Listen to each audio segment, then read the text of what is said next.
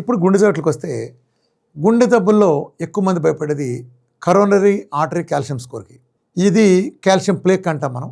Cholesterol నుంచి plaque రావడం చెవిలో పువ్వు, ప్రపంచంలో ఎవరు చెప్పరాలా. కాల్షియం ప్లేక్స్, ఈ కాల్షియం ప్లేక్ కనుక ఒకసారి ఏర్పడితే తగ్గదని చెప్తారు. ఇక్కడ పక్కనే మీకు ఒక రిపోర్ట్ ఇస్తున్నాను చూడండి.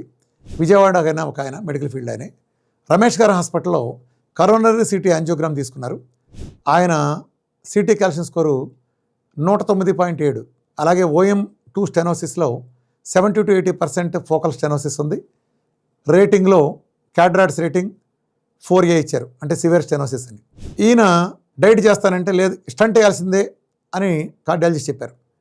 మీకు స్టంట్ వేయాలి రిస్క్ అని చెప్పారు 80% కాబట్టి అని.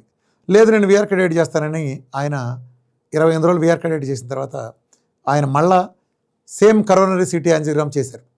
దాంట్లో చూడండి 109.7 నుంచి కాల్షియం స్కోర్ 51.1 తగ్గింది.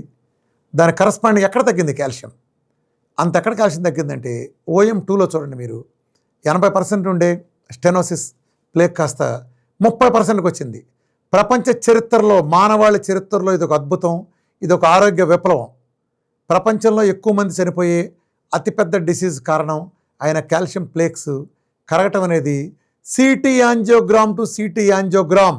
ఇది కార్డియాలజిస్టులు క్యాథెటర్ పెట్టి చూసిచ్చిన రిపోర్ట్. ఇది తప్పుపడే అవకాశమే లేదు. ఇదేదో బ్లడ్ రిపోర్ట్ లాగా తోసేయడం కుదరదు. అలాగే క్యాడ్రాట్స్ రేటింగ్ కూడా 4A నుంచి 0కి రావడం కూడా మీరు చూడొచ్చు. ఏం జరిగింది? మిరకిల్. ఈ కేవలం నెల రోజుల్లోపు డైట్ చేస్తే విఆర్కే డైట్లో కాల్షియం ప్లేక్లు 80 ఉండేది 30కి వచ్చి కాల్షియం ప్లేక్ మీకు ఎంత పర్సెంటేజ్ తగ్గిపోయిందంటే 50% పైన తగ్గిపోయిందంటే ప్రపంచంలో ఎవరికైనా సరే స్టంట్ వేయాల్సిన అవసరం ఉందా? ప్రపంచంలో ఎవరికైనా బైపాస్ చేయాల్సిన అవసరం ఉందా?